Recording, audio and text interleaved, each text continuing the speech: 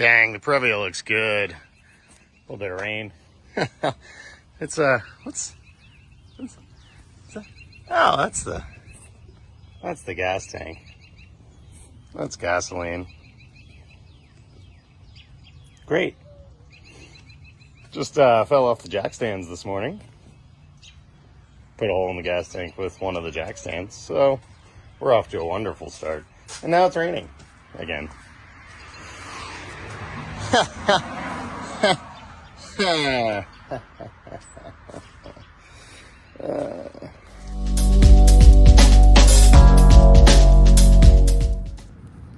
Yeah, we did a number on it. So, I think first I'm gonna try some off-the-shelf tank repair epoxies. Might try to straighten it a touch, but it's real hecked. Looks like the only place we actually punctured is here, but as you can see by the size of my rather average size finger, it's a pretty big hole. So dang it, we might be in the market for a used previa gas tank. Not a fan of that idea, but that's what we got to do. That's what we'll have to do. So I'm gonna see about straightening it out as much as I can. I don't even know the right way to do that, but then I guess we'll just try some of this steel stick from JB Weld, guaranteed to probably leak. So we sticky steel stickied the gas tank, and well, it's a day and a half later, and well, it's still holding. Can't believe it. Blown away. Not usually a fan of that kind of thing, but at the moment our remedy is working on the gas tank. We're not leaking. Neato. While we were allowing that to dry before putting some more fuel back in the tank, we messed with the rear suspension some more. Ever since we've had the previa lowered, slammed, stanced, we've been dealing with, first it was not necessarily too soft of a spring, but the rear springs we had were a very tight coil, so as they compressed, they bound on each other, became a hard stop. But the other consistent issue has been not having enough compression damping in the rear shocks. So this is the previa stock rear shock. It's got quite a lot of compression damping because, well, it's made for the previa, the weight of the rear, and how soft the OEM springs are. However, as you can see, she's quite long, so in order to keep preload on the rear spring and keep them the shorter springs for our low ride height from falling out, we need a shorter shock. Not to mention, this only compresses so far, and it would have bottomed out before we were at the ride height we wanted to. So, what I had laying around when we were originally playing with the rear suspension was these. These are the front shocks off the Toyota van, the lifted one. As you can see, they're 36 years old, and they've seen some stuff. Toyota. And, well, the other problem is the previa, well, it mounts shocks like this. Eyelet down low, stud up top. I lied. Eyelet up top, stud down low, which in most shock absorbers is going to actually be upside down. This is the way the Toyota van shocks mount, as well as other shocks that I know of on the market that are similar length, like Ford Explorer front shocks or Toyota pickup, hard body Frontier, Xterra, all those things. They're very similar to this size, which is the size we needed. And they mount in the vehicle like this. Well, gas adjust. You guessed it, there's gas in there. Nitrogen? I don't know. So, modern shocks, they're all gas charged. There's a combination of gas and shock oil in them. And when I mounted these upside down and it had no compression damping. I was like, well, they're old. So I bought brand new Nissan hardbody front shocks, which are about the same extended length. I think they're marginally shorter and about the same compressed length. So they worked out perfect. And I'm pretty familiar with the shocks in general, and they were absurdly cheap on Rock Auto. So 37 bucks for the pair, brand new, cool. They're for the front of the hardbody with more weight, stiffer springs, blase blase. I assume they would be fine. Once again, on the Previa, they were mounted upside down. And right out of the box, no compression dampening. So we were still slamming the bottom down and just having a bad time. I had a hunch that because they were upside down, the gas in the tube was finding its way to the wrong spot and not working the way it's supposed to, which I didn't think was actually a problem that you would have, but it turns out 100% that's a problem. They don't like to be upside down. Who knew? Maybe you did. I did not know. So we spent a little bit of time and came up with a way to do the old flipperoo, get them in the Previa, right side up, which, well, let's see how we did that. So, something I had laying around from a previous failed attempt at a project, I don't remember what it was, were these little eyelet to stud conversions. Got them off Amazon. I think they were for an XJ Jeep. And well, So, up top, it's a little suspect.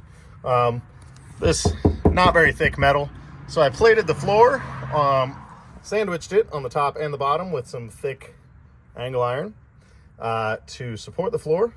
I might weld in the upper plates for longevity. This, however, 100% works.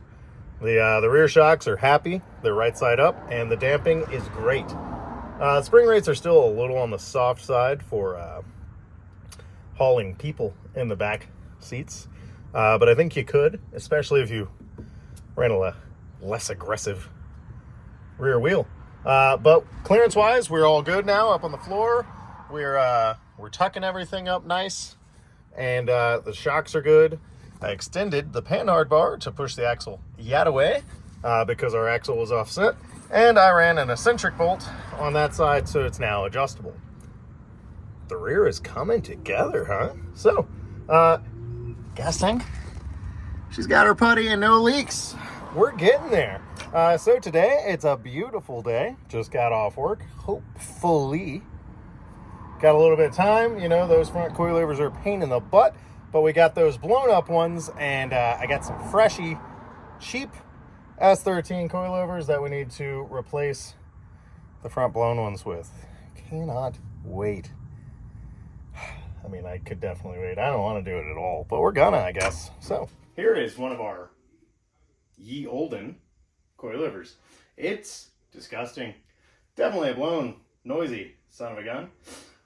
Well, here, thanks to our good friend Jacob, we've got these at least as high quality. They're called Super Stable. Fancy. So, we're going to blast these apart since I've already got those modified. Oh no. Oh no. It looks like our new coilover body is smaller than our old coilover body, which means I'll probably have to drill this lower to fit the Previa knuckle. Didn't want to have to do that. Anywho, we'll do the old swapperoo. I did, however, just think of one other reason why we can't run camber plates in the Previa. This big opening here. Typically, that would be under your hood in your car. And, well, you know, rain and wind, dirt, can all go up through there into your engine bay from inside the wheel well. And that's fine, because it's outside. But all this on the Previa, that's in the van. Right there at your feet. So if you had this big gaping hole here, you would actually end up with wind, rain, dirt, and dust all in the van with you. So, switchy. Yeah. day yesterday turned into. Had lots of time. We were just doing a quick coilover swap-a-rooney, you know? We had the new ones. They're all taken apart. We were just going to take the old ones out. Steal these previa top hats. The plan, since they were both, you know, low-end Chinese, Taiwanese coilovers, were to swap these lower mounts that we had already modified for the previa onto the new coilovers. However, our new shocks are a smaller diameter than our old ones. Darn.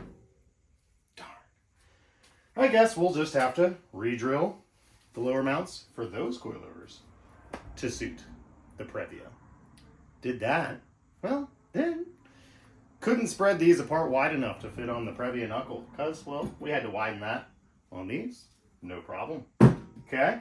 After some serious beating at it, I just cut one of the ears off, moved it out wider, and welded it back on. No problem. Well, guess what? These mounts, they're not threaded all the way through. They're only threaded to about here. And, well, we were getting dangerously out of the range of thread contact to get the lift we needed. And guess what? We were still too low. So back in, grind off both ears, mount them now lower and wide enough apart to fit the previa. Our new coilovers also have a softer spring, so we swapped to the stiffer springs from the old coilovers. And, well, the body of the new coilovers is also substantially shorter than the old coilover, therefore making it even harder to get us up to the height we needed. We were freaking slammed. It was cool, but don't think it was gonna work. So, didn't take y'all on that adventure with me at all yesterday because, well, we were doing a lot of grinding and cutting and welding and cussing and thinking, holy cow, how can this possibly be so hard? But alas, we do have one assembled unit, previa top hat, new coilover, modified lower mounts, and old coilover spring. Theoretically, we'll be able to toss this bad boy in the van and verify that this ensemble will work. If in fact we're too short still and therefore too low, I did find that the rear cartridges for the new coilovers are longer than the fronts, still not as long as the old ones. So it should be a quick swap to throw the rear cartridges in to the same previa top hat, modified lower mount scenario, if it comes to it. So maybe by the end of the day today, we'll have the front suspension all back together on the previa. Maybe. We've done it. They're in there. To answer your question, yes, we had to swap to the rear longer shock inserts, but we are reinstalled. I've already let it down on the ground, and we have the ride height magically is pretty much exactly where it was previously. So I don't feel like taking it all back apart to protect all the bare metal from our grinding and welding yesterday. So I'm just gonna go ahead and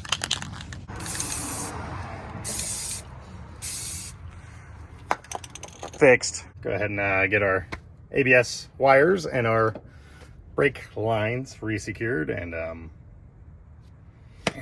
put the interior back together. We're back on the ground. I can't freaking believe it.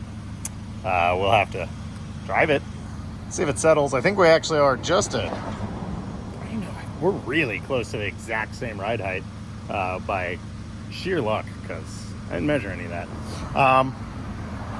So we'll drive around and see if we got any weird stuff going on or anything breaks. And I guess see if the front settles any, which might happen.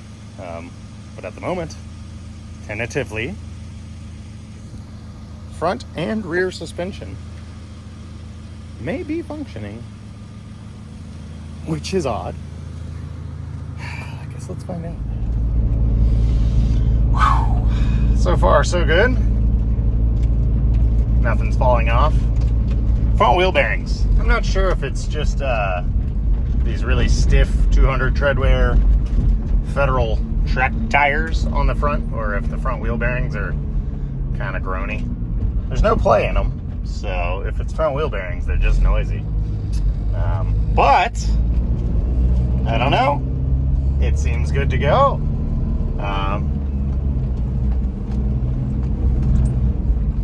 Yeah, I guess we'll have to test it a little bit more over the next couple days. But at the moment, it feels good. It feels real good. So, I don't know. I really have no idea. I didn't film anything for this video, and I don't know what else we got to do. But, you know, I'm sure we'll come up with something. Sorry. I'm very bad at planning lately. So, anywho, it seems like S13 Coilovers version 2 and cut springs and hard body shocks in the rear so far is the plan. We got it back to riding like a sports car.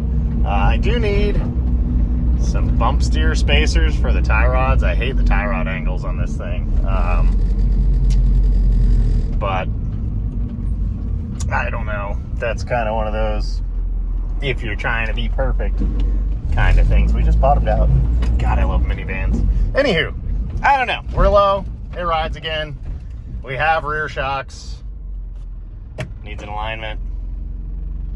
Probably, you know, less awesome, bad front tires.